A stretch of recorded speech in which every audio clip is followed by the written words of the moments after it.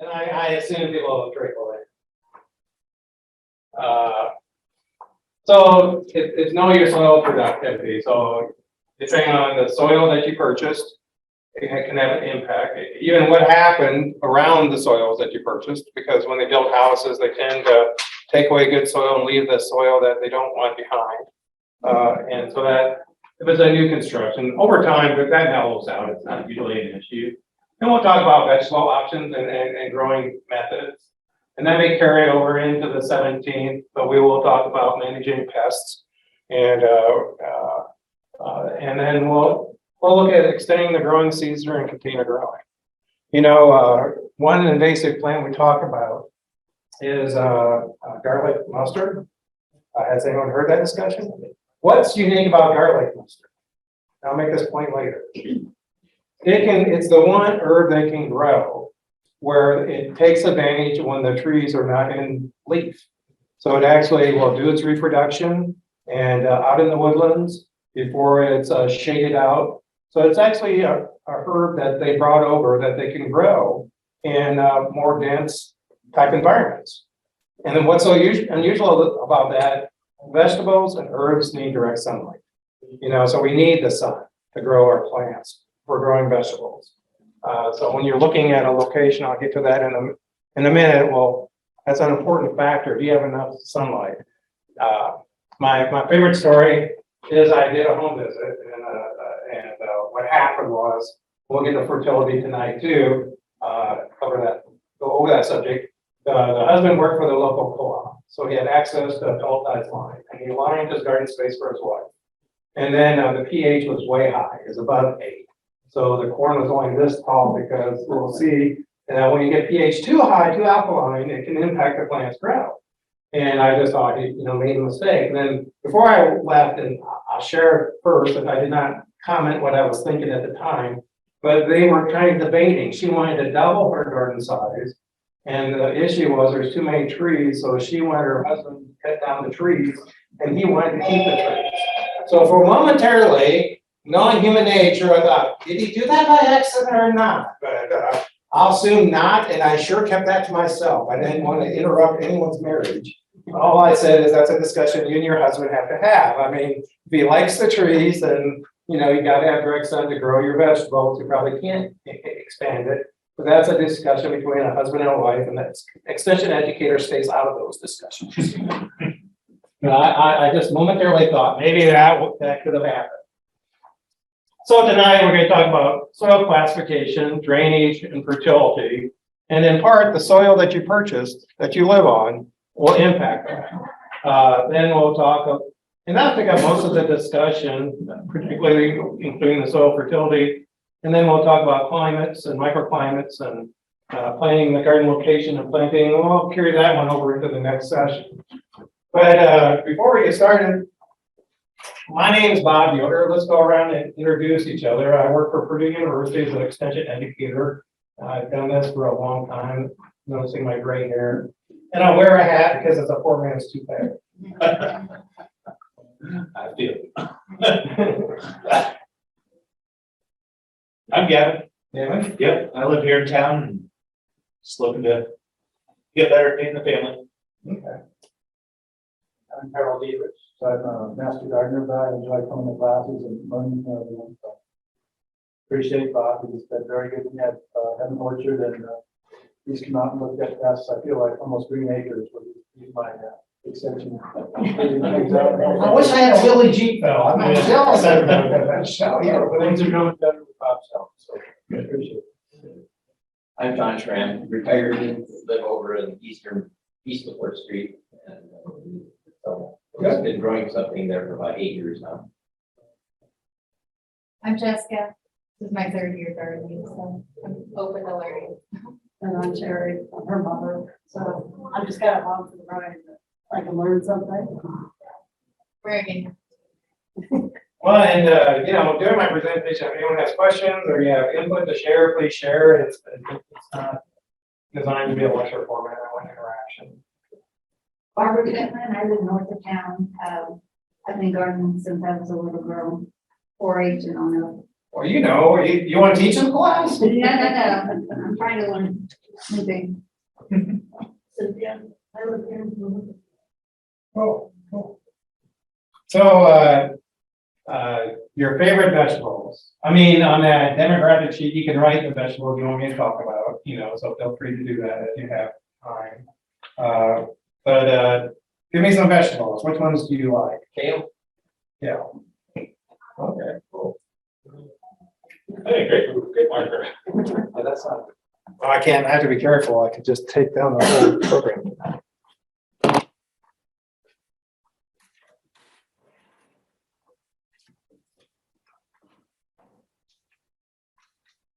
And that's a good one to extend your growing season too. Absolutely. Holy cow. I mean, that's some of the advantage of some of these, more cool tolerant, especially in our climate, because we have a shorter growing season.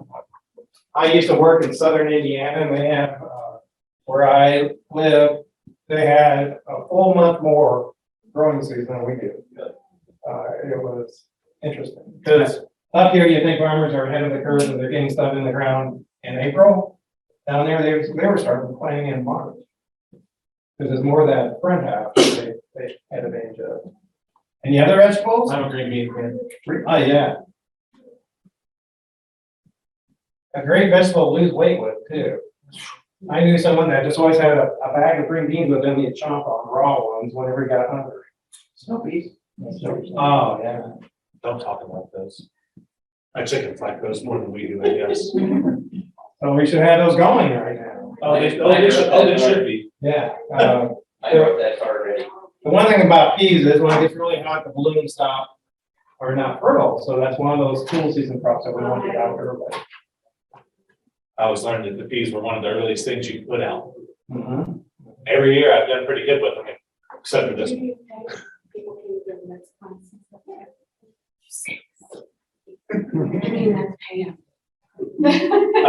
I was building a new chicken coop this year, new run. When I bought the new coop, I already had the old one sold, so I took it to the guy's house and started constructing my new coop, only to find out that I was missing critical pieces. Therefore, I could not put a roof on my coop. So my chickens got to free range for a few weeks in my backyard. I found all my peas. Yep. Now they did. Well, a that's great like job. nature's candy stuff. Uh-huh. You can just pop those in. They're good to eat, but it's a fun thing to grow. I've done a class called Edible Landscape, and it'd be perfect for that. You could stop and harvest some of those and eat them on the spot. Anyone? The last call. Zucchini, Oh, yeah, summer squash. tomatoes. Yeah, tomatoes, peppers, cucumbers. Okay, you got someone that's expecting. Tomato.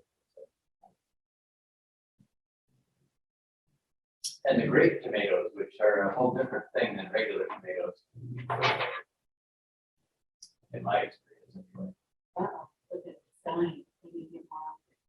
Oh, the first one was totally good. You missed that. Oh, I did. Wow. They're not pretty good. Better get it out there. Yeah, okay. But tonight, we may start talking off is, my husband cooking it as already done. So, what is a soil? It's organic or inorganic material that we grow stuff in. It holds our water and nutrients so that the crop can be fed over time. So it's the medium that we're growing our plants in. And it varies a lot. And we're lucky because we have new soil. Because of why do we have new soils? The glacier activity, that we've had. So it's that determines some aspects of our soils because we have calcium in our soils. So what is a soil? It's really the main thing we need to remember is air and water. If you want to have a productive garden, we need that mixture about where it's at because we want our soil to be like a wrung out sponge, moist but not wet or too dry. The minerals is we'll talk about briefly, but it's more of the inorganic. The non-organic part of our soil. Then we have organic matter. And that's 5%. And for mineral soils, that's high. You know, we can have soils that are down around 2%. So I know when I see a soil in Marshall County that's 5%, someone's taking care of their garden area and building the soil, because that's the organic matter we'll talk about briefly as the holding capacity of the soil of nutrients and water. So it's an important element.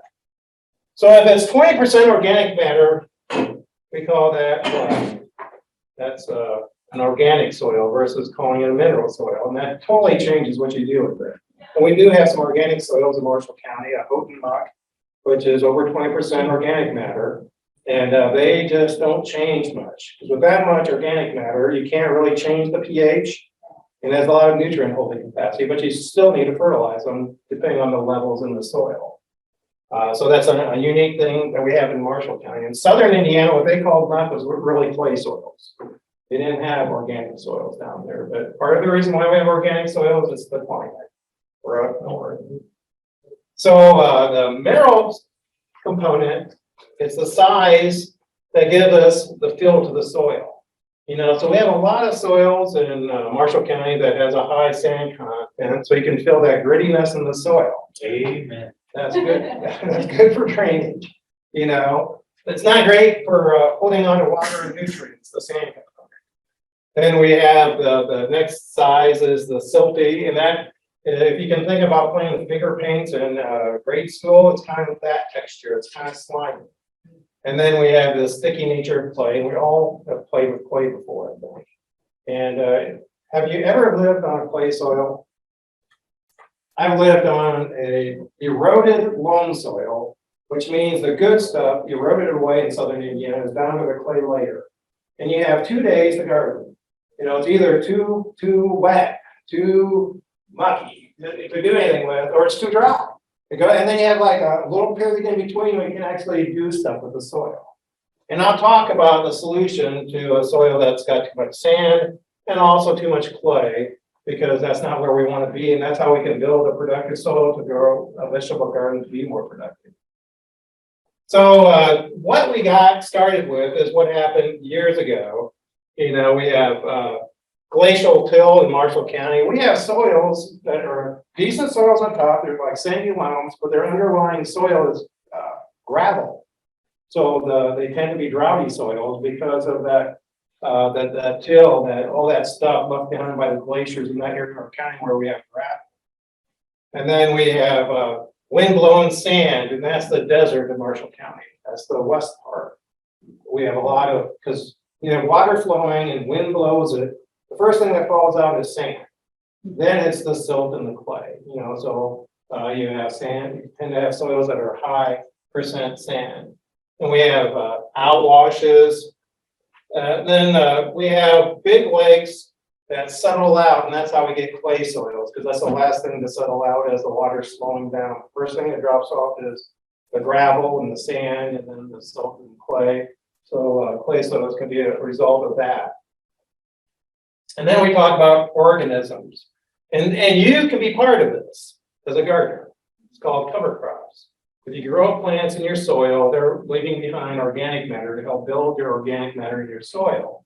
But it's the centuries of either being a woods or a grassy area.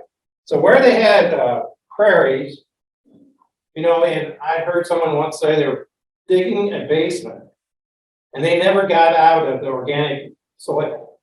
Is that deep over the years? Because how a grass plant grows, most of the root system dies every year and it grows a new root system. So it deposits all that organic matter deep in the soil. So it creates a really high quality soil by doing that.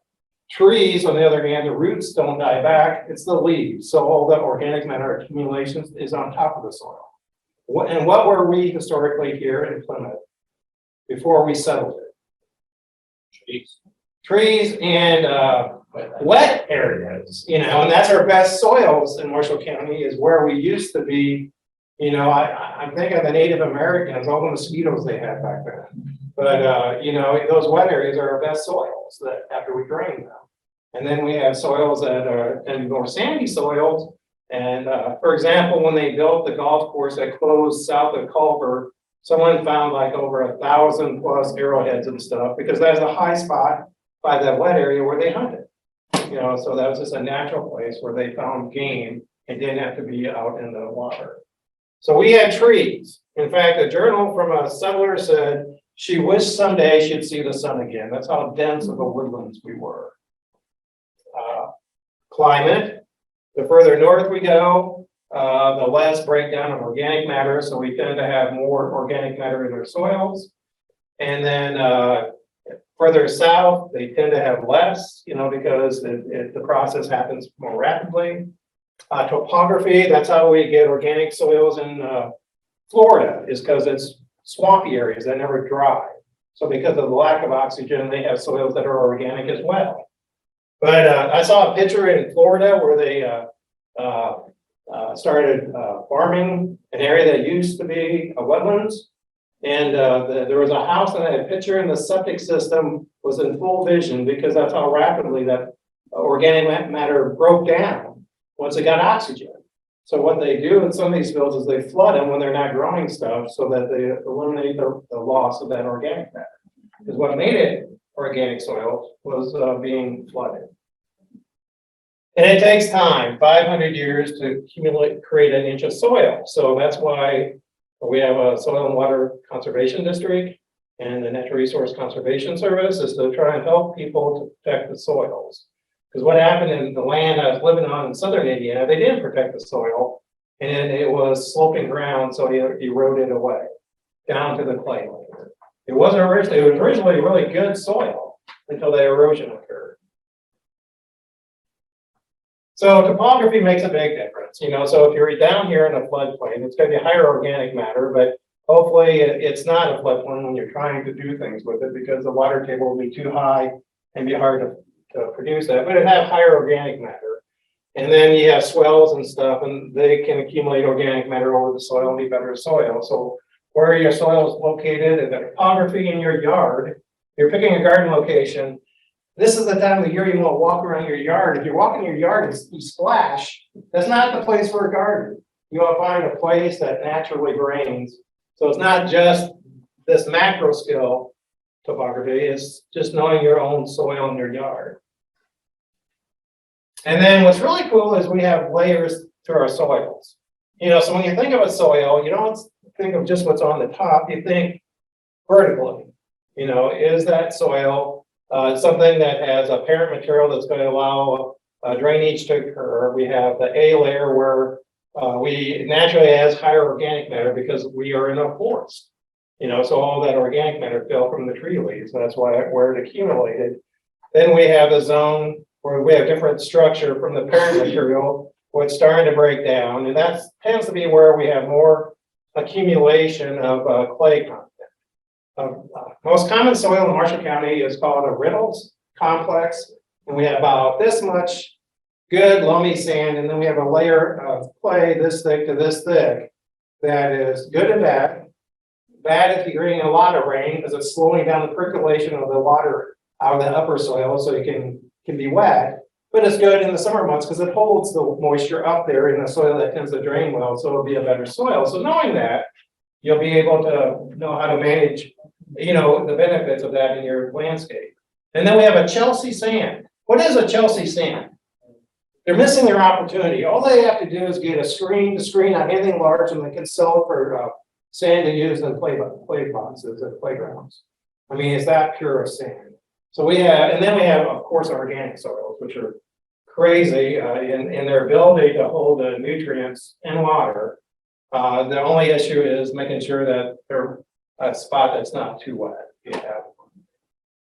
So that's kind of how it proceeds. We have this A layer where we have organic matter accumulation, and then this B horizon. Our roots tend to grow down in that B horizon on a lot of things we grow. And then we have this parent material that our roots don't get to, but that can be a limiting layer for drainage in some cases. So knowing your soil has benefits, especially before you build a house. And this is just a picture. You see a division in this picture and help with the corn? That's two different soil types. This is a dry period in a year. This corn was firing and starting to die because of that soil type. And then this soil type is holding on to more moisture so that corn looks more healthy. There's no difference in management. It's simply the difference in soil type. So again, knowing how productive your soil is, you can amend it and change it to make it more usable as a garden space. You have the advantage, you can do a lot of things to your soils to amend them that farmers cannot because it's not economical, to do that on their scale. But cover crops is one thing they can do to add organic matter to their soil profile. So color, you're looking at your soil, you pick it up. First of all, when you're, if you're a gardener, you should love the smell of soil. I mean, you should just feel the biological life and activity in it, you have something productive there. One thing that higher organic matter soils have is a darker color because of their organic matter, and it tends to have better soil structure that allows the rain to go into the soil. So if you're a gardener, you got to remember that rainwater doesn't just necessarily go into your soil. You need the soil to have the right structure so that it will infiltrate into your soil and not run off. And that's having a soil that is healthy with good organic matter.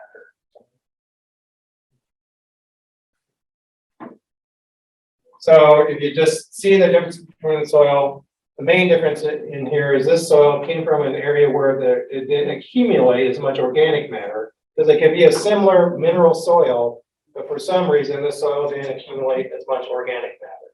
That's the difference we're seeing in the picture.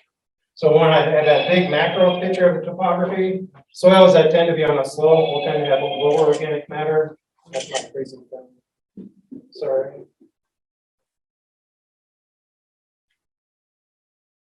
It's pretty bad when your smartphone is smarter than you. But also color is an indication of drainage, because iron that's reduced in the soil is an indication of poor drainage, and it's a dark color if it's not oxidized. So just looking at the soil sometimes can tell you they have a very high water table. This is not the place to have a garden, right? Unless you make a raised bed. You'd have to make a substantially raised bed on the site. So the main roots of the soil has access to being in that water and air mix, not just saturated water. On 6 was the best example. Actually, on Michigan too, there's a huge pond, and you're going towards La Paz, and the level of that pond changes with the water table. So the owner of that pond dug it out, but I don't think it's getting much good. It's just like this pond someone made in their front yard, because in the spring that front yard was flooded, but by July that pond was empty because it just fluctuated. That's how much our water table changes. So early in the season with a high water table soil, you can have a challenge getting things growing and off to a start. So how you overcome that? You make a raised bed. You're going to have to actually create an area that's much higher than the soil if you have a high water table to garden early in the season. Now that picture should just bring a tear to your eye if you're a gardener. That's what you want your soil to look like. That is good soil structure that we want. And some soils aren't going to do that. If you have a high content soil, sandy soil, it's not going to look like that. We just have to deal with that. And we deal with that by supplementing it with water and fertilizing it more slowly, because it doesn't have that organic matter. But having that granular structure means the water has macro pores to go into the soil, so it goes into the soil and doesn't run off. So if I turn this into powder and then it crusts, the water runs off the soil and does not go in. I once worked with a farmer and he was mad because he thought the soybeans he bought were bad because they weren't popping out of the soil. Well, he used a disc 3 or 4 times to loosen up the soil before he planted it, turned all of his granular structure into fine powder. It crusted over, and the beans, which you have to know, a corn plant has a little spike that goes through the soil that opens it, but beans will pop up like that. So if you have a crusted soil, it can't pop up. So that's why his beans didn't pop up. And I could have gone out there and had a basketball tournament on his soil. That's how hard and compacted it was. And good man, I loved him. He was a nice guy. but he just thought his beans were bad. And I had to break his heart by saying, I think it's another issue. This is what we don't want. This is compaction, where we create this platy structure, you know, and work in the soil, the wrong moisture or too much traffic in an area creates this. And then, roots can only go so deep, penetrate such density. When things get too dense, the roots can't grow through it. I once worked a place, actually research plots in Southwest Indiana, and we created this ridge. So the farm manager got this, drove a scraper across it to level it out. But in the process of doing it, he created so much compaction. We had soybeans that I called it. We had a community down in southern Indiana called Yoder. They're famous for basketball. If you never heard of it, before division basketball, they actually won the state, and it's a little school. And they played something called butcher basketball, which is the most boring basketball ever. Because when they get a lead, they just hold on to it. But that technique won them a state championship, before division basketball. But anyways, I call it the Lagodi soybeans because they hit that compacted area. Instead of growing down, it just veered right off horizontally to try to find an opening it could go down. And that limits the depth the roots can grow. That's the most unproductive thing you can do with your soil to create good vegetables. And it will create a higher moisture level because water can't move down readily and drain. So if you cause this compaction in your soil, that's a bad thing. And we don't want to do it. And the way we don't have that is by building our soil with amendments and growing cover crops and allowing it not to be worked in the wrong conditions if we need to work it.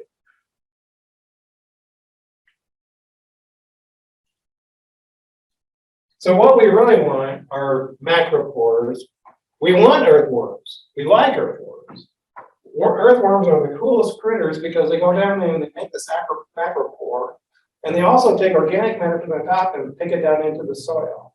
So I had a farmer that fed the worms by giving them spring oats, planted in the fall, so they terminate in the wintertime, but they have all that organic matter on the top of the soil. And the worms would harvest that and pick it down into it. And he had all these macropores that drained the farm field naturally, getting the water to the tile needed to take the excess water out of the soil. Well, he was getting up in years, so he sold one of his farms, and the mistake the farmer made that purchased it was he did traditional tillage on it, destroyed all those earthworms macropores, and he had drainage issues that very first year he was farming it because he took Mother Nature out of the equation, not knowing that's why that field had good drainage. So we can have that good drainage in our garden areas as well, and so we like the earthworms. They can have the organic matter they need to make those macropores for us. But it's the cover crops that creates macropores. So when I was talking about growing cover crops, all those cover crops put a root down into your soil and it creates an opening where the root is. And when it dies, that macropore has been created. And we even have special cover crops we use that break up compaction. We have tillage radishes, and they have a nice big root that goes down in the soil. It tastes pretty good too. So if you plant them for a cover crop, you can eat some too. But Like a daikon. yeah, There's a sunflower field down past Gal's Orchard on 19. And we stopped one time to take pictures at this sunflower orchard. And as I'm walking through the orchard, I'm seeing these huge, long radishes. yeah. And they reminded me of like daikon radish. It's the only thing I've ever seen that was like them, but seriously, they were 14, 15 inches long. They were 3 or 4 inches around. And I was like, they're not going to miss a couple of these. So I pulled one because I was interested. And I took them down to my buddy's house and we sliced them up and ate them. They were very sweet. They were very moist. They were, very juicy. Like it wasn't like a regular radish. They were not spicy. I was like, man, I could grow these. So that was just kind of neat. And the neat thing is in winter kill, so you don't have to kill them in the spring. So some of our cover crops, you can plant cover crops that just winter kill, so you don't have to terminate them another way. And there's cover crops we can use as a weed control. Maybe I'll talk a little bit about that in our third session because And also to have some organic matter to grow on, create your own mulch instead of buying mulch.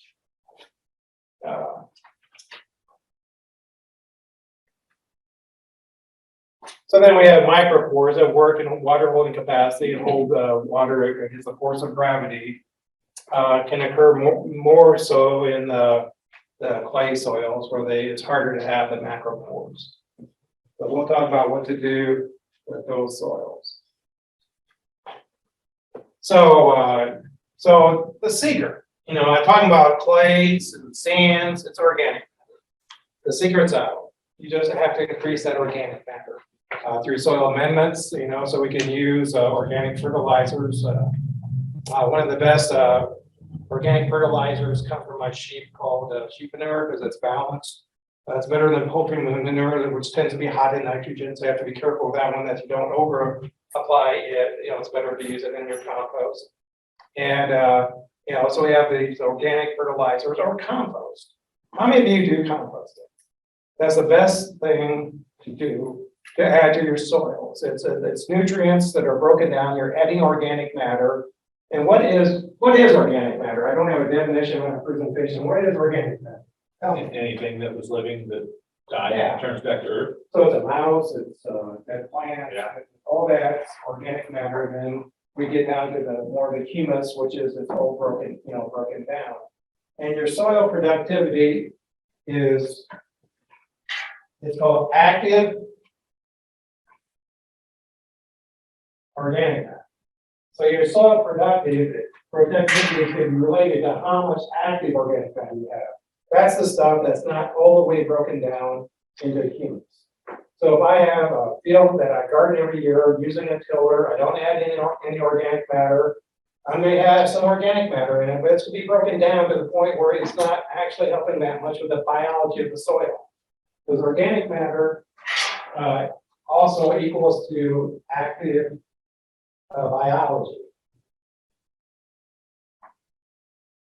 And I'm doing a semester presentation, two semesters presentation tonight. Active biology is important to the health of your soil and cycling nutrients and making things available to the plant. So if we build our soil with adding organic matter into it, we increase our biological activity in our soil.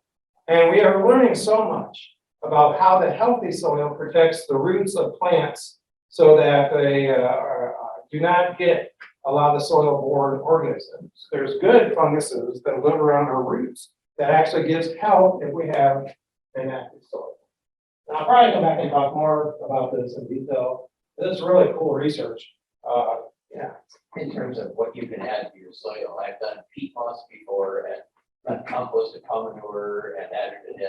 Last year, I let a lot of leaves lay on all winter long and then tilled them in the spring. Is that It's great. useful Now, thing? the best thing with the leaves though is this is a cool thing that happened in southern, actually in Kentucky. The Western Kentucky University. Because this was back when we were still dumping leaves into our landfill.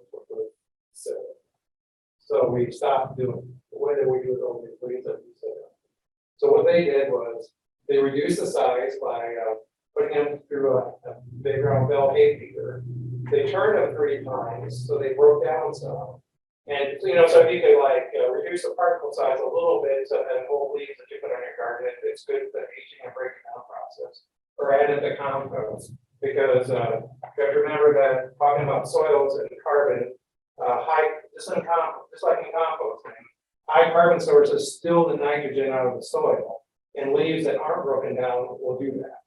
That's the biggest issue with using leaves in land applications is you had to grow soybeans because corn couldn't give enough nitrogen because the leaves stole it. And I've seen gardens where that's happened, where they worked a lot of leaves that were not broken down into the soil. So they might age them.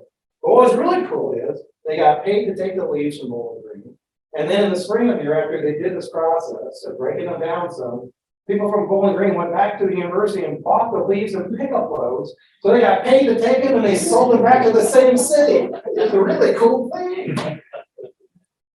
I know I do a leaf mold, and leaf mold takes like 3 years to break down. And then I use some of my leaves in my compost, which I hook with the green matter, Yeah. which really helps. But I always make sure I run them through my bagger on my mower, Yeah, or else that stuff just compacts, and the leaves compact the layer. When you're trying to stick a pitchfork in it, you find that leafy layer, so it's almost necessary to mulch them up in some way, whether you take a weed whacker to them or you run them over with your mower or whatever, because the whole leaves suck.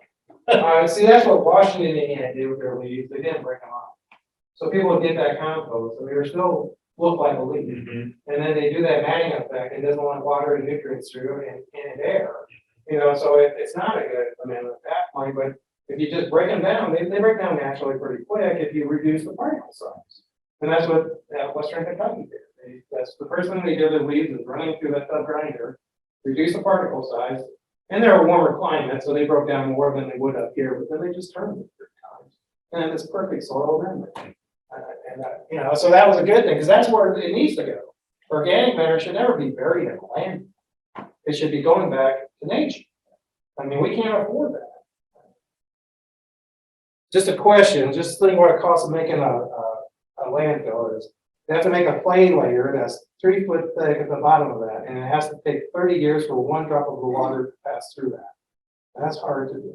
You know, I just know this because this guy called, because Davis County and Southern Indiana had their own landfill just for their own residents. And they had to do it, but then they would be picking on what went in it. They didn't turn their landfill into a community dump for money, you know, so it was a private resource that kept things cheaper down there. That's nice. So, you know, so it's going to improve our soil structure that I've already talked about, the water holding capacity, which is critical.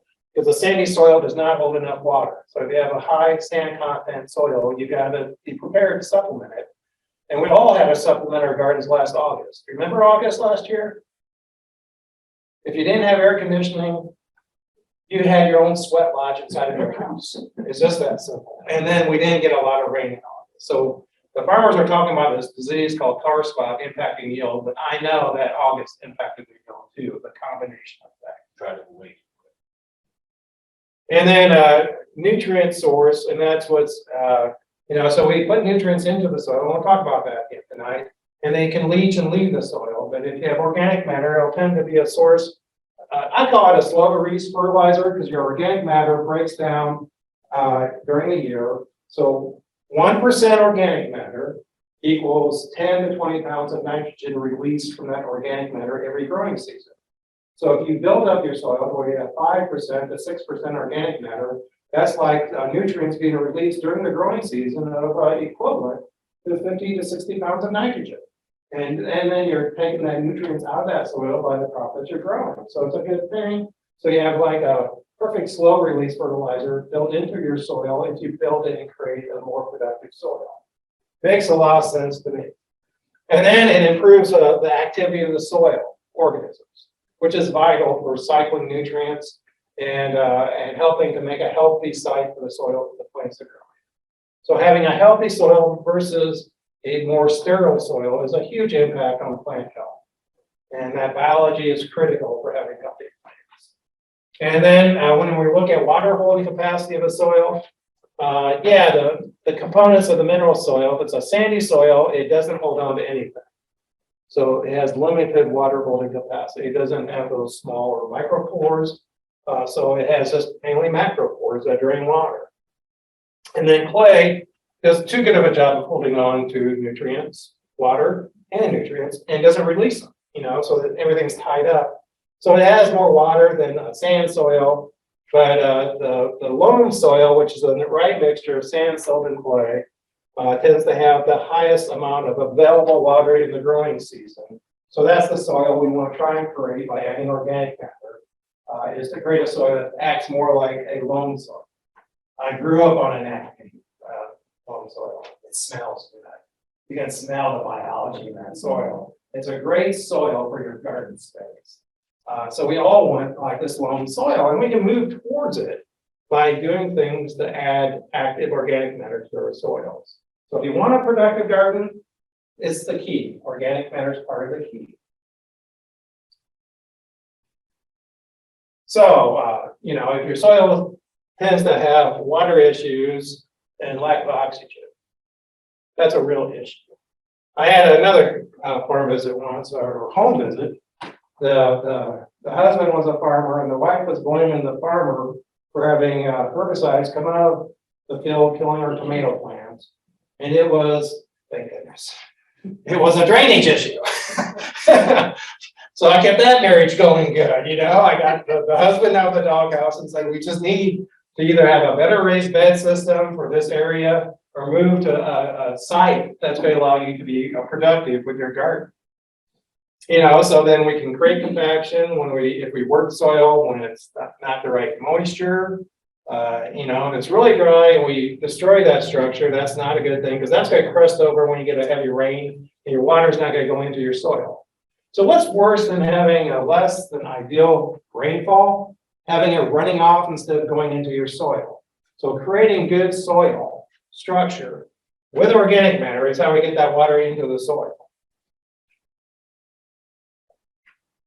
Oh, this is a fun one. Has anyone ever, Harold, you got the definition for cation exchange capacity? No, that's not. Did you know your soil has a charge? It has a negative charge. So it holds on to things that have a positive charge.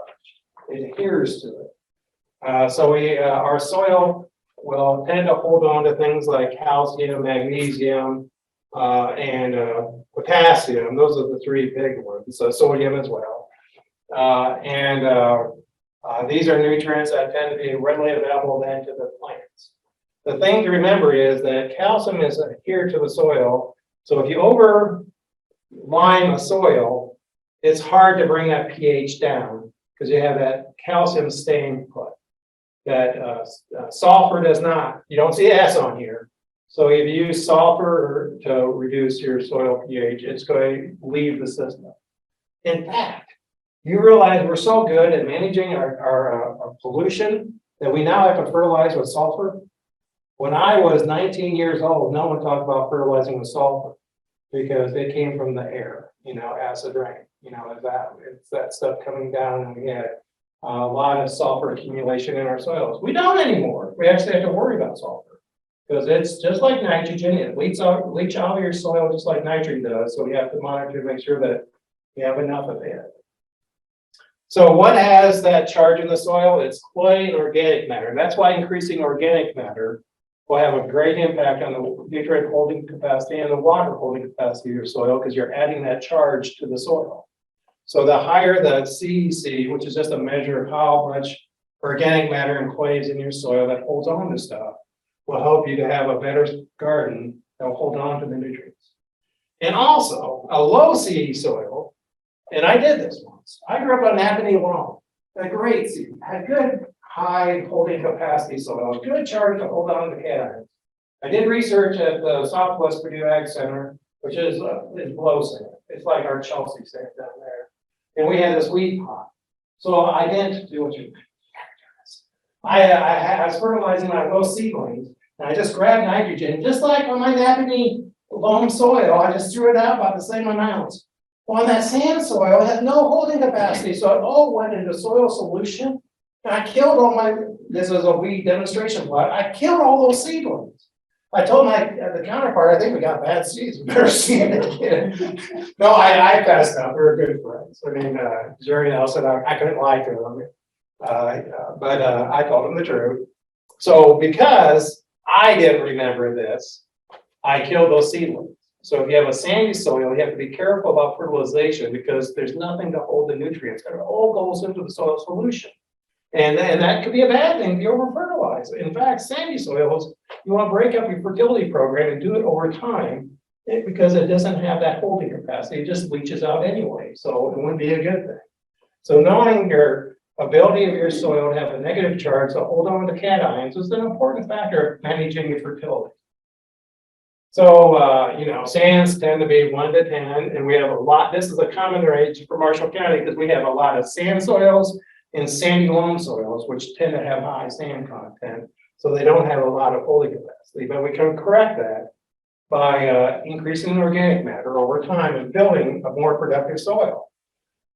So what we lose is nitrogen, phosphorus, and even potassium will leach out of a high sandy soil, you know, because there's nothing to hold on to it. So you gotta be careful with the pH because you can greatly change it because it all goes in the soil solution. So if I add too much lime, the pH goes from 6.2 to 8.1 if I'm not careful, pretty quick, you know.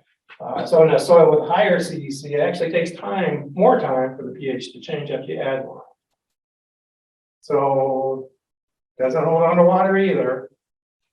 And then if we get into soils that are like 11 to 50, this is really unusual unless you got an organic soil that's naturally 20% organic matter or more. You don't see that number, but we get up into above 10 to 20. That's a range I see on our loam soils, like my Napanee loam soil that I grew up on. You know, so then you require more pH to change, lime to change the pH. It will tend to be because of organic matter, though clay content will add to it. But not all clays, that's a whole nother discussion. Not all clay is created equal. It has a lot of variability in its holding capacity. So most of our holding capacity comes from organic matter in Marshall County for the most part. So it holds on to nutrients. Well, I told you I lived on a pure clay, eroded loam down to the clay layer soil. And you got to break that one up with organic matter. You wouldn't have that. But it does have high water holding capacity. So so that's good as well because we don't get enough rainfall in the growing season to grow our crops. We need to have water holding capacity. You know, so even on a loam soil, it can run out of water in some seasons. You don't have to supplement as much because it has that good water holding capacity. But if you're on a sandy soil, you need to think of how you're going to irrigate your gardens. So this is the cool thing. If you go to this website, it's the NRCS Soil Web Survey. And you go and you click on this green button when you get there. And then the next thing you do is you put in your address. And this was the Marshall County 4-H Fairgrounds. So I put in that address. That's what that is. 400 West Street, Argus, Indiana. It takes me to the fairgrounds. And then you click on this button, which means area of interest. And you just draw a box around what you want to learn about. And then you go and you click on the soil map to see what soils you have. And it tells you how it was mapped. So it's telling me they should not have made this into a fairground. That's real productive soils. They should be growing crops. But it's Brixton loam, where it's a real loam. Those are true loam soils. And it's got that Riddles complex that makes up a significant percent of it. And then even has a Whitaker loam, which tends to be more wet at times, but it's a good productive soil as well. Then it'll even tell you in another click of the button how productive your soils are. The dark blue is the most productive, the red is the least productive. But if you look over here, now this is not modern day corn numbers. Anything above 100 is a pretty good soil.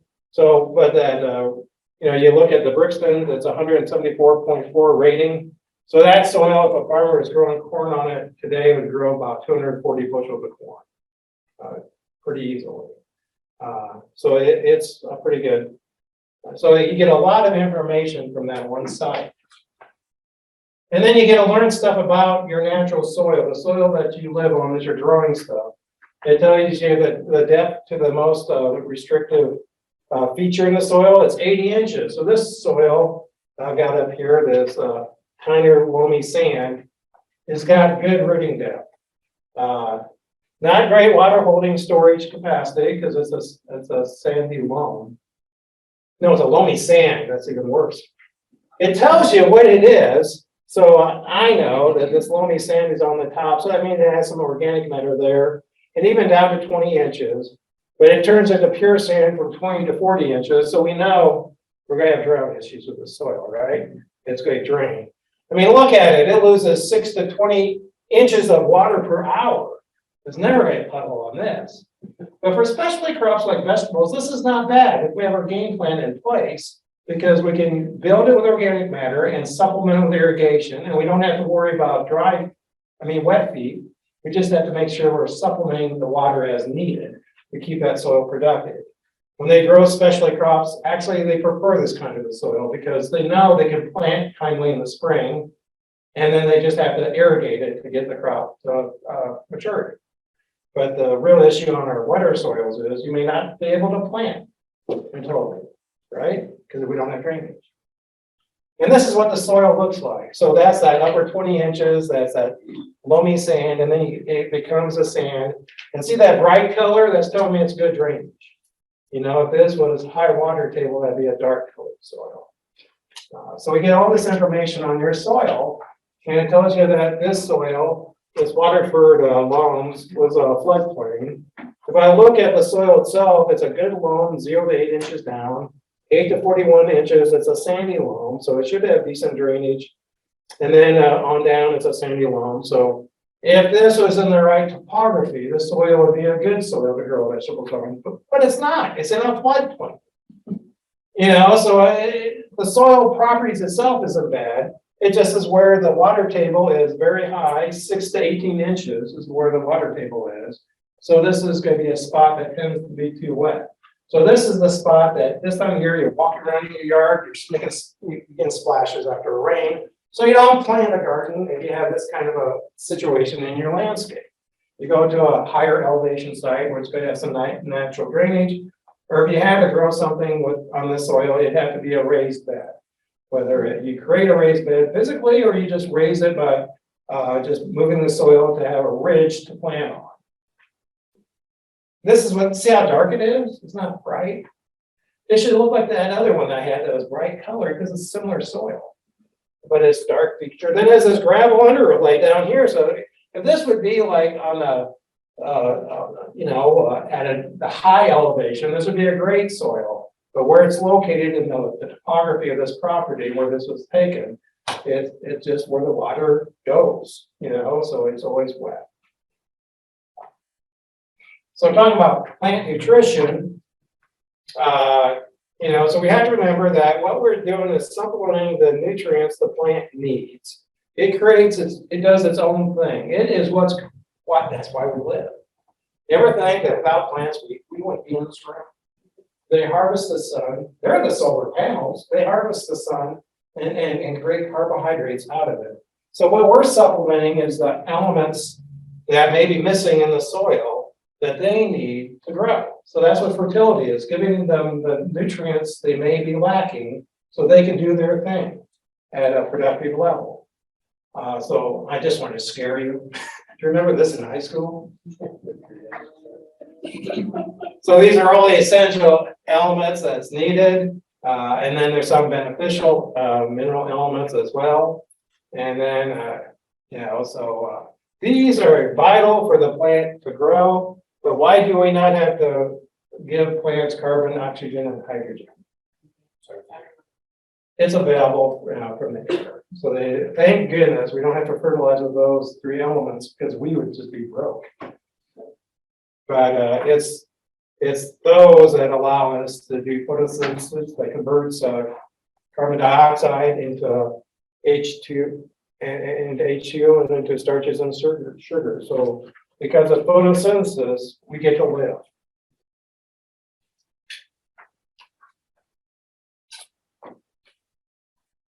My diversity is I'm a Christian. So for me, you may not be a Christian and that's fine, but for my diversity in life, I just see my Lord at work. It just is awesome to me. So then we do have some macro nutrients. It's not that the micronutrients aren't needed just as much. It's the macronutrients are just needed at a larger scale. So the key ones that plants need on a large scale is nitrogen, phosphorus, and potassium. That's kind of funny because that's one on your buy a bag of fertilizer. Those are the 3 numbers on the bag. That's how much we need those 3 nutrients. They just put them up front. They'll have other nutrients in them. They'll list them in the small print, but it's the nitrogen, phosphorus, and potassium that's on the top. Then we need calcium, and we got plenty of calcium in the soil. So rarely is it a deficiency in calcium that's the problem. It's the health of the soil and the roots of the plant that creates calcium deficiencies. It's the uptake. So if we're not doing proper water management with the plants, or the roots aren't You know, I seen this in greenhouses once, this high tunnel. He put just a little, he was worried about disease, so he's sparingly giving water to the plants. So the root mass of the plant was small, so it had calcium deficiency, which in tomatoes is called blossom end rot, where that, or the end of that bloom is in the middle. Magnesium was a key one in southern Indiana. I saw a lot of funny looking corn because of magnesium deficiency. It's a macronutrient because they actually mine coal. And have you ever seen a mining site? I was just driving on a road and the road stopped and there's a huge hole. When I first moved to Davies County, I grew up in Napanee. I never saw anything like this before. So they create these huge holes, go down there, and then they harvest the coal. They can't even harvest the high level coal because the sulfur content's too high. They go to the lower coal and wash it. And they ship that up north to get our dolomitic lime that we have up here. We have lime that has magnesium and calcium in it. All the lime down in southern Indiana just has calcium. So they actually would ship up coal and and then ship back dolomitic lime. And then sulfur, which didn't used to be an issue, but I didn't put the map on here. But our state used to look like we had enough sulfur to last for the next 100 years. It's all gone now. Our plants use it up because it's not a stable nutrient in our soil. It leaches out just like nitrogen. So nitrogen does everything. You know, it does a lot for us. Chlorophyll is a big one. Energy transfer.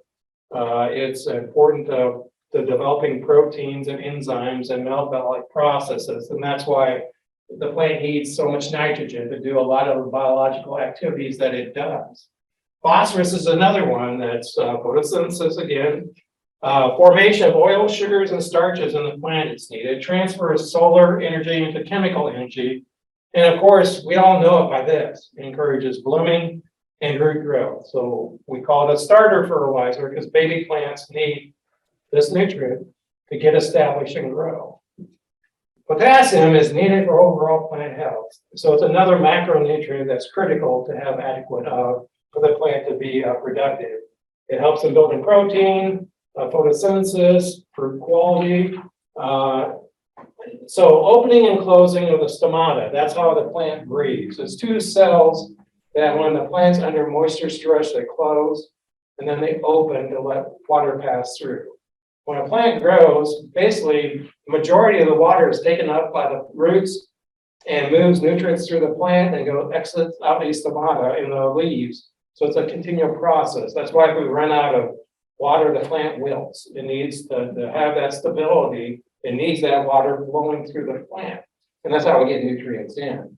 In fact, the most common impact of nutrient deficiency is lack of proper moisture in the soil. So the roots aren't functioning to take in nutrients and pass it through the plant.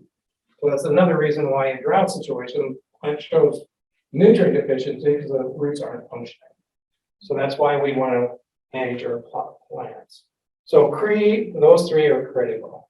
But the other ones are important as well. We have calcium for cell wall structure, normal transport and retention of other elements, as well as strength of the plant.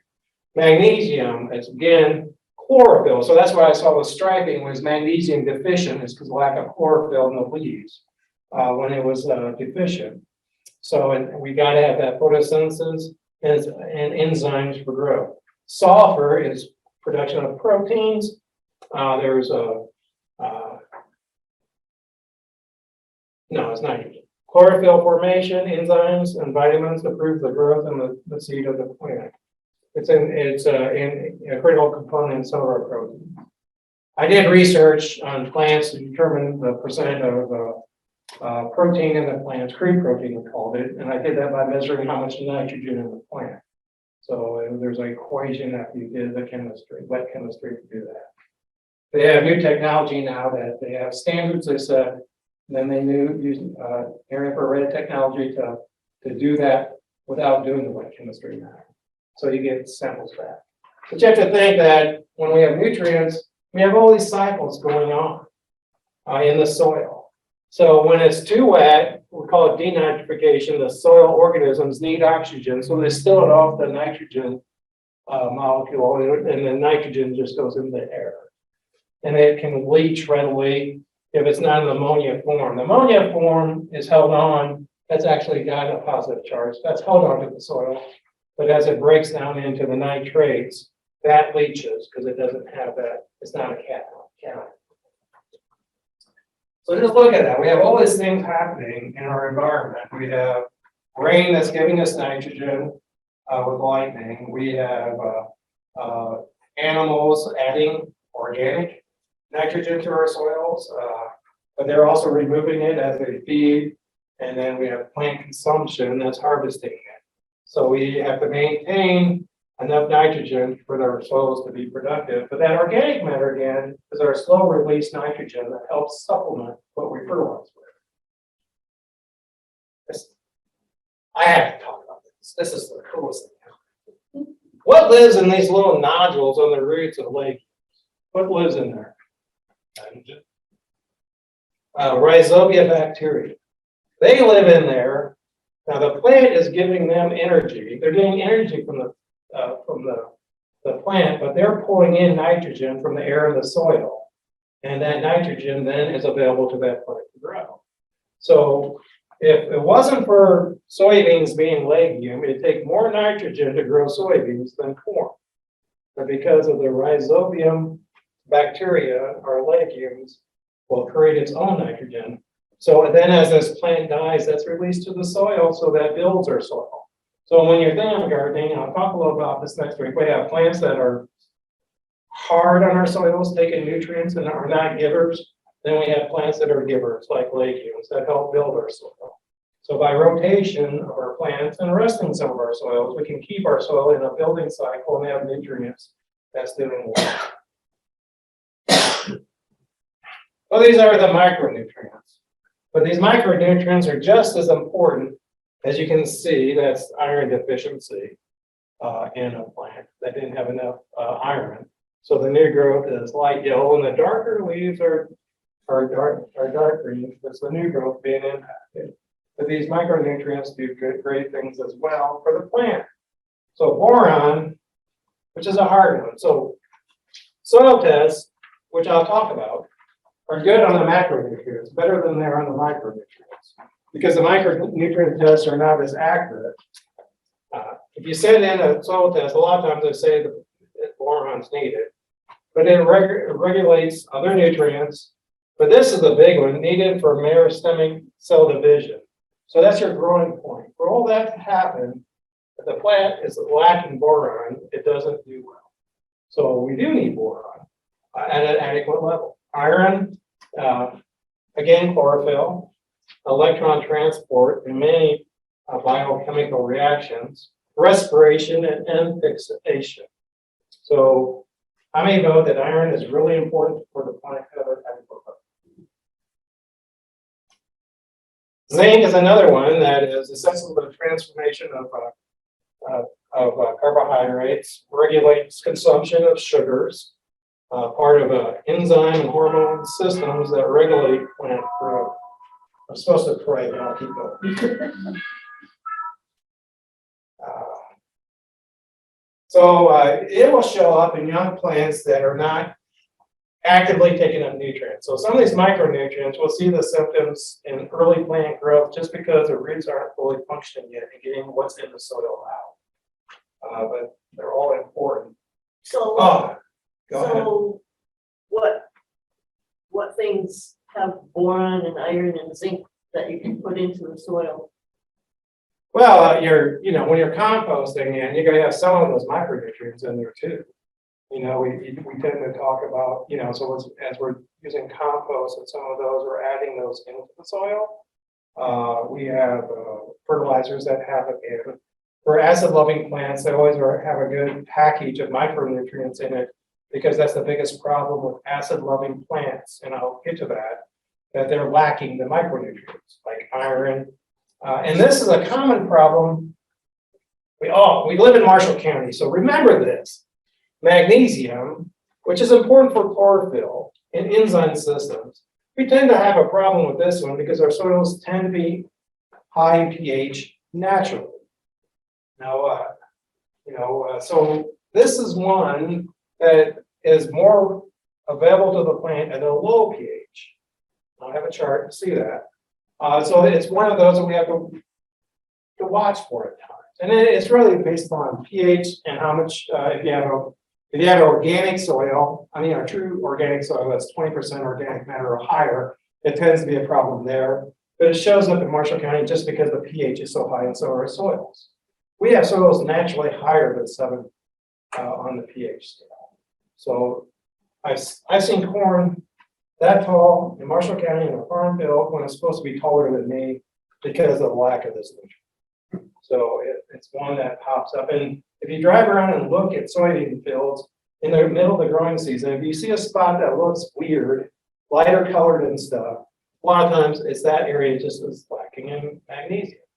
And this is a tough nutrient to fertilize with because the soil doesn't tend to hold on to it. We have a person or elderly, well, I'm old. He's a little older than me, so I don't know, where does that put him? But when he did his Purdue research, it was on fertilizing crops with magnesium. I saw his paper one, it was good. So then again, go back to photosynthesis, that's why chloride's important.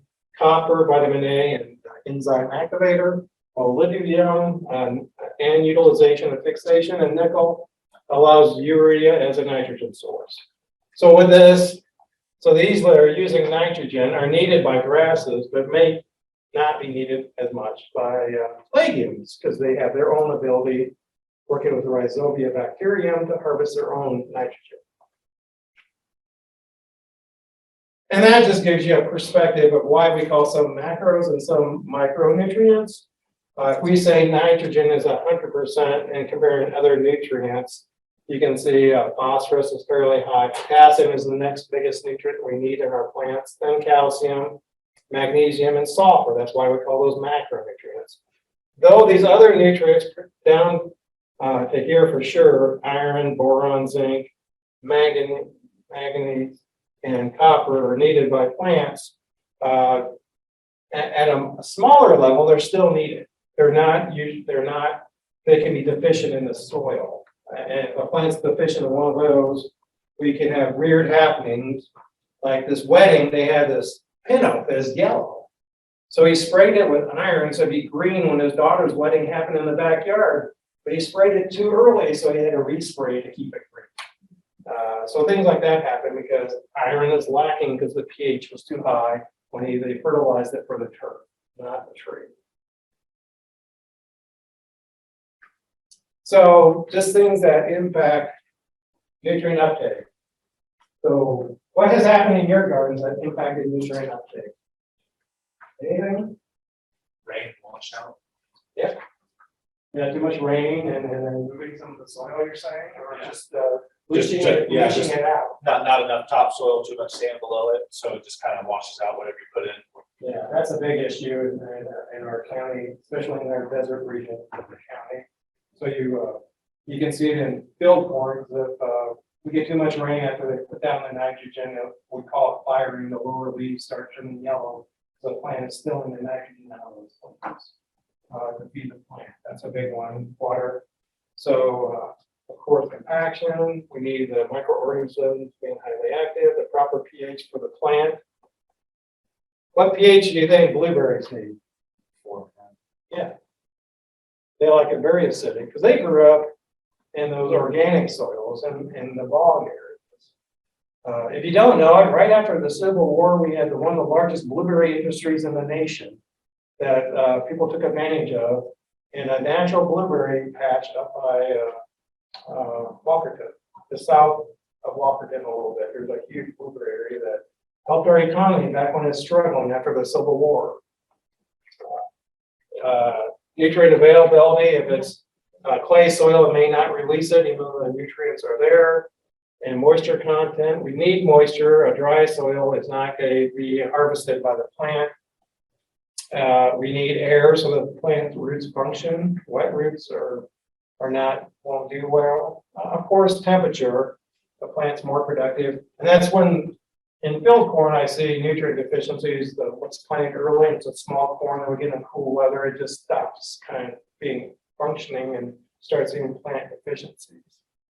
Need healthy plants and competition from plants. I once had a call, a lady was upset with her flowers, and what did she do? She spaced them too close together, so they were acting like weeds among themselves, and they weren't getting enough nutrients. Plant spacing, know your plant spacing.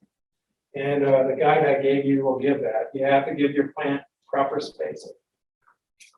So what's confusing is, if I say a soil pH of 5 and 7, does that sound close together or far apart? Far apart.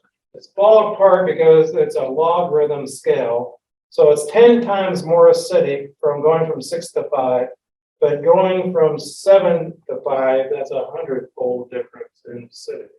So that's a huge difference. And it will have an impact on the soil. So most of our plants prefer 6 to 7.5 type range, slightly acidic to neutral. Neutral is 7. And so then we go to the acidic side. The most acidic soil, my professor at Purdue told me, was 2.8. Things were not growing well at 2.8 acidic. Yeah, and I can't do him justice. He described the conditions to me well.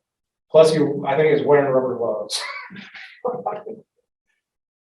what affects soil pH? It's the chemical composition of the soil. So our soils tend to be neutral because we naturally have calcium in our soil from limestone.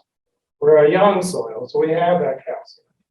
In Brazil, there's an area where instead of having a soil that has a negative charge that holds on to cations, it's actually the opposite. That soil is so old, it has a positive charge on that soil. So it even has a different charge because of its age.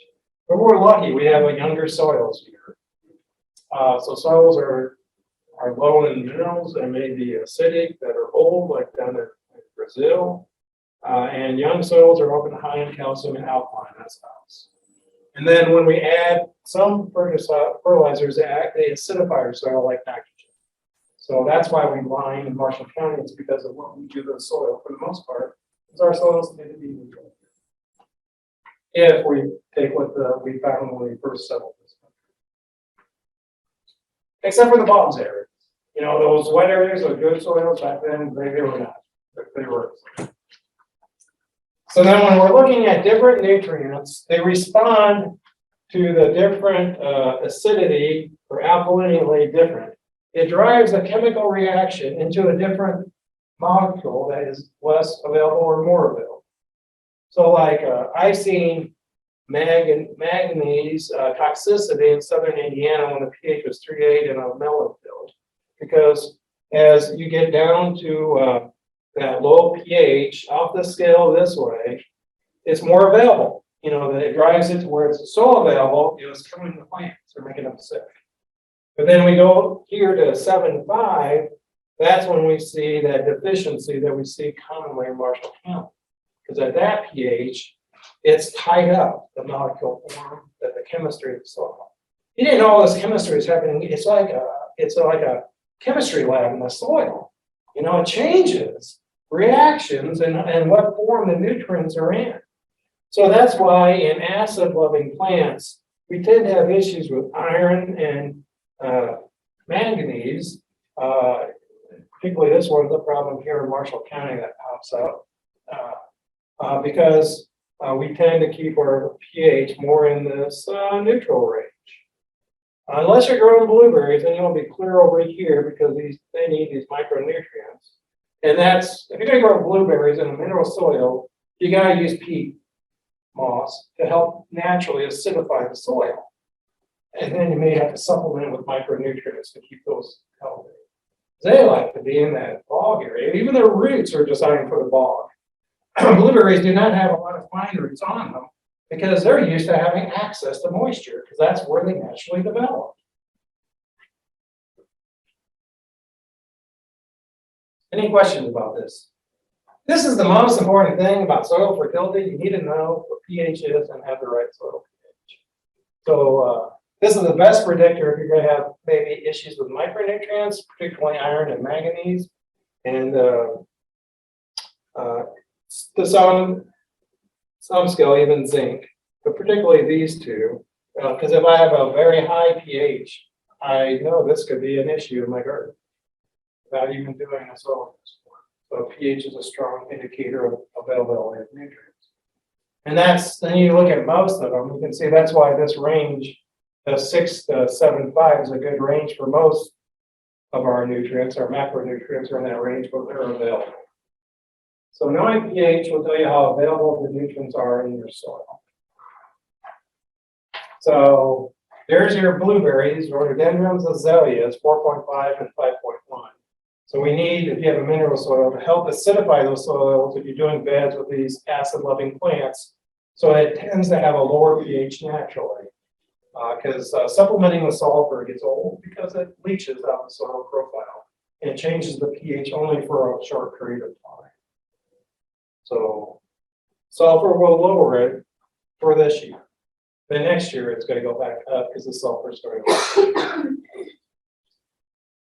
Soil testing. So the main thing is that we want to test uniform areas at the right depth for what we're trying to fertilize. So we want to test every 3 to 5 years. If we have a stable soil, if we have an organic soil we're growing in, it's not going to change much over so every 5 years is often enough. If I have a pure sand soil, maybe every 2 years, if I've got things in balance, to see if anything is becoming deficient. It's not complicated. First of all, you have to use a clean plastic bucket and a clean probe or shovel, because you don't want to contaminate the samples as you're collecting. You got to take a minimum of 10 samples in a uniform area, because a bird or a cat could visit your area and leave behind a gift. So if you take just one subsample, it could be totally not. And if you take an acre and I take 100 soil samples out of that acre that's the same soil type, level, it's going to be very variable. My professor did this once to help us understand how much variability is in that acre. But it's because it's just not uniform. So we're just trying to get an average to manage the site so the plants don't show deficiencies. So it's another reason why we take a lot of subsamples, because we know one sample is going to be very unlike some areas of that area, and getting 10 plus subsamples, it's going to be a better representation for man. That's why we take so many subsamples. That's another reason. So for turf area, it's 3 inches because that's all it's going to go down. We're not going to till it in. And then we go 6 to 8 inches for gardens because our roots tend to go deeper in our gardens. And we can make major adjustments through tillage and working the nutrients into that upper 6 to 8 inches. We're not talking about trees, but you need to go deeper because that's just how a tree grows. It's got roots down deeper. You don't want to send them a lot of grass or organic matter, and that's why we just want the soil to test. And we mix the subsamples thoroughly to have a uniform sample, and then we allow it to air dry and send it in, and you'll get results within 3 days. I use A&O Labs. Costs $8 if you $8.50. Christina, my coworker, can correct me if I say this wrong. But $8.50 if you let me do an interpretation without micronutrients. If you want me to do it with micronutrients, it's $18.50. And it's like $20 and $30 if you want them to do a recommendation for you, which is fine. The $30 is with micronutrients and $20 is with the macronutrients. And for that $20 or $30 for the garden sample, you tell them what you're growing. They give you a range of where your nutrients are. What does medium mean? Medium means it's adequate, but we know soils are variable, so we're a little cautious about being adequate because there's probably areas that aren't. So sometimes they recommend some fertility because of that. And then if you're very high, you definitely don't fertilize. So we're very high in phosphorus and potassium.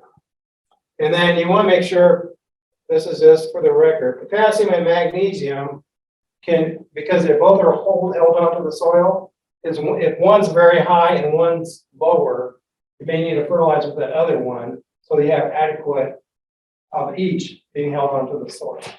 So they can compete with each other for soil holding sites, and it could impact the fertility of your soil just from that perspective.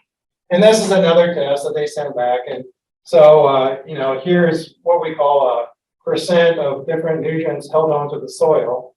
So, this one's pretty low, 2.3%. That's telling me the potassium's probably needed to be fertilized. Yeah, see, it's only medium.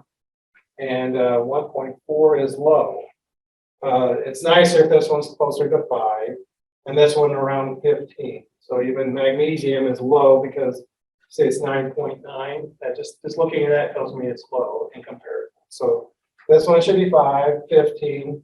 And then we want adequate calcium, but not so much that we get the pH too high. We can't over. But it also gives you organic matter. So these are garden soils from my master gardener class. So they're above 3. So that's good. So that helps with, they tell you where you rank. So I got 1 in 16. So that's high for a cation exchange capacity, good water capacity. So that's good.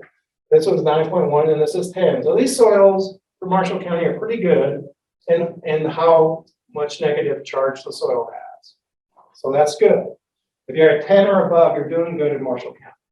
If you're below 10, you can improve it mainly through adding organic matter to the soil. So in this case, this is a common problem because how many of you ever fertilize with 10, 10, 10 or 12, 12, 12? People do that a lot in garden soils. And so if we do that, we're giving too much phosphorus compared to potassium and nitrogen, so this doesn't tell you nitrogen level. Why? Because nitrogen is mobile. So if I tell you 1%, how much available nitrogen is in the soil today, that means nothing for 6 months from now because it leaves. That makes sense? Does this make sense to you? So you get a soil test back, you learn what your pH is, which is critical for nutrient availability. You learn how good of a job you're doing at building a healthy soil because it gives you a percent organic. And then it tells you where your macronutrients are for the soil. And what's odd in Marshall County is calcium always seems to be on the verge of needing to supplement it. See, in this one, it's very low or medium. So that is common on Marshall County soils. But my professors at Purdue tell me you have enough calcium. You keep telling me not to tell you to, because this one, the pH is actually low. That says it's very low. And then you look over here, we know it's, see this number here, this is measuring the hydrogen ion. So it's pretty high. That's why it's a lower pH and calcium is lower in comparison. So we like to see this more around 50 to 60 or so for calcium. We want to have adequate calcium in our soil. Well, soil test gives you a lot of information, and then you can translate this information into recommendations, or you can just pay the fee and they'll tell you what to do. In this case, they tell you you need to add some urea. Is the main thing they want you to do, because all these nutrients are medium, which means adequate. I'm going the wrong way. If you got to change your pH, I give you a publication that has this table in it, and based upon the type of soil you have, to move the pH from 8.5 down to 6.5, this is the pounds of sulfur per 100 square feet you need to add to a sand soil, a loamy soil, and a clay soil. So what you note is, as you go from sand, loamy to clay, the number gets bigger because we have more nutrient holding capacity, remember? So it takes more to change it. And then down here, adding pounds of limestone per 100 square feet to get to a soil pH of 6.5. It's a 4.5. Again, this is pounds of limestone per 100 square feet. It takes not as much, even though that seems like a lot for that sandy soil, but you can compare it to the loamy soil and the clay soil while holding a lot of negative charge and ability to hold on to cations. It takes more to change that soil. So in that sense, I need a little chart that I refer to myself. We got to change soil pH. So you know how to read a fertilizer bag? So that 10 represents in that the percent by weight of nitrogen in that bag. So if I see a 10, it's a 50-pound bag, it means 5 pounds of nitrogen. Does that make sense? It's 10% of that bag is nitrogen. So 10% of a 50-pound bag is 5 pounds of nitrogen. So if I need to add 5 pounds, 2 pounds of nitrogen per 1,000 square feet, this would tell me how much fertilizer I need to apply to get that, right? And then the next one is the phosphorus. So if this number is high, we call that a what? A starter fertilizer. So starter fertilizer is high in phosphorus because we're trying to stimulate a root development. And then this last one is potash. So that's another macronutrient that is needed.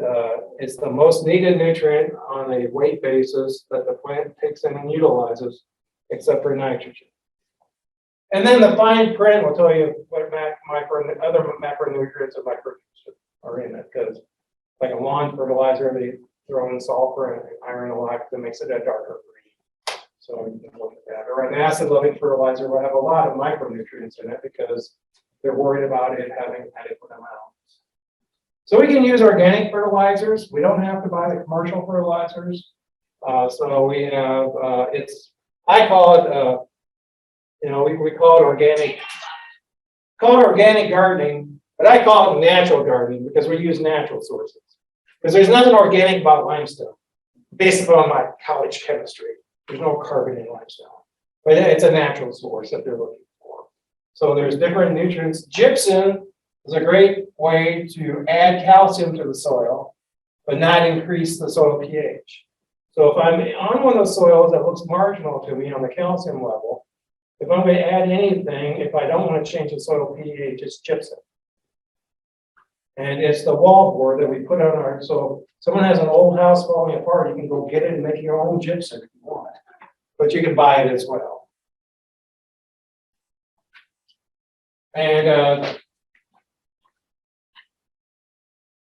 well, it's 7:30. Do you want me to go through this now, or save it for next week? Oddly, this next week, we had a frost last week, so we might have another freeze. What should we be doing in our gardens this week? Like turning it over, putting in organic matter? We can't be planting except for these. Well, potatoes. I got my broccoli, cabbage, Cold Brussels loving plants. sprouts, Yeah. some onions, and In this publication, that gives you a highlight. I'll give you another publication that goes in more detail. We have a publication that tells you when to plant stuff, but the stuff that can tolerate coldness, like you're mentioning, can be in the ground. And if you planted a tomato plant already, you better have a mini environment that's warmer, a microclimate that's warm around it right now until it gets through this cold. But amendments, compost is the biggest one that we can create and utilize in our gardens because that's adding organic matter, nutrients, and some micronutrients as well. So that's a great one. And cover crops is something I can do a whole class on because there's different cover crops we can use. But I'll talk a little bit more about that the last week. But there's cover crops that just naturally die in the wintertime, so you can plant them in the fall and have them die. You don't have to kill them. And there's others you can just lay them down and they die naturally and provide a mulch. And then there's some you got to think about how you got to control. The one that's the bad boy to control is annual rye grass. That thing likes to live. It doesn't winter kill, and it's pretty aggressive to grow in the spring. So that one, you almost have to use a herbicide. So if you don't want to use herbicides, don't use it. Compost tea, that's taking compost and just letting some of it soak in your water, and then you've got your own natural fertilizer. So you can do that process if you have the compost to let it. I'm trying to think of the right word. You give it some time to be in that water. Steep. That's what I was. Thank you. If you steep, then you get that nutrient level. And I know a dairy farm by Indianapolis, that's how they fertilize their forage crops. So it's that steeping process with creating compost tea. Corn gluten is just a natural nutrient that's higher in nitrogen that we can add, and it actually acts as a if you want to prevent seedlings from growing in your perennial vegetable beds, This will do that too. Help supply nutrients and help suppress seedling growth of seeds naturally. Of course, Epsom salt is great for magnesium and sulfur getting into the bevel. I mean, growing tomatoes, so people always use that with their tomatoes to get some, make sure they're not short of magnesium and sulfur to help them. And I already talked about gypsum and then mulches. That's how you control weeds naturally and add nutrients to your bed. There's 3 different mulches. And just think about which mulches work best. You know, grass clippings, you can use them, but they melt away pretty quick. Like straw can be a good source. If you have clean straw, if you have straw that has weeds in it, you may be increasing your weed bank in the process of using straw. Or you can, which I'll talk about, it's cereal rye. Because you can just grow that as a cover crop, lay it down, and have that natural mulch plant into, which is a good way to get your mulch, cover crop benefits, growing those roots, and something that's easy to control as long as you do it in the early flowering stage of that grass plant. You can lay it down and it won't pop back up. We're at 7:30, so I'm stopping. What's the best way to get the ditch testing done? Our county offices, I need to get a new battery for mine. I can do pHs pretty quickly. All right. So that's not hard to do, and then that's part of any standard soil test. It's a pretty thing to know. Yeah, for $125, you can get it accurate. Those things you stick in the ground is dependent on the moisture, so they're not, they get you in the ballpark, but it's like saying I'm in the ballpark for Wrigley Field when I'm in the White Sox Stadium. So I'm in Chicago, but I'm not really that close to Wrigley Field. I know several years ago, I got one of those do-it-yourself testing kits and I couldn't make anything out of it at all. I threw mine away. I threw my do-it-yourself test kit and that stupid probe. I threw both away. They're not- Worthless. they get you so close that you can be making huge assumptions that are wrong. Yeah. What they do. We do use to sell them, the grinding club did, was actually 3 chemical reagents that get you into the ballpark within a tenth of a pH. So those are pretty accurate, but you have to have those 3 chemicals fresh, you know, if they get age on them, they're not as accurate. But then there's those tests. So yes, we gotta make sure mine's working, or we're getting a new one before I leave. So whoever follows me has a good function. But it's so, yeah, if you go to any agronomist, they should be able to do that for you, soil pH, because that's so critical on impacting the availability of nutrients. In southern Indiana, they plant alfalfa. I did have impact. They learned how to fertilize alfalfa properly, because they plant in the fall with the starter fertilizer, so it looked good in the spring. But if it didn't have uniform, proper pH in the soil, because down south, they tend to be more acidic. Why? Because we had a sulfur plant right across the river. I mean, an energy plant that burned coal right across the river. I think that's part of it. Our soils tend to be acidic, not neutral. And they're supposed to be neutral because they're Indian soils, but we won't go there. But their problem was in the spring of the year it looked like they had stripes. So where the line applicator right behind it had a higher pH than in between where the applicator spread because it was spinning it out. And you have proper pH, not proper pH, and it's all based upon pH of the soil. So they learned how to plant alfalfa properly before I left. So that's part of it, at least. Thank you.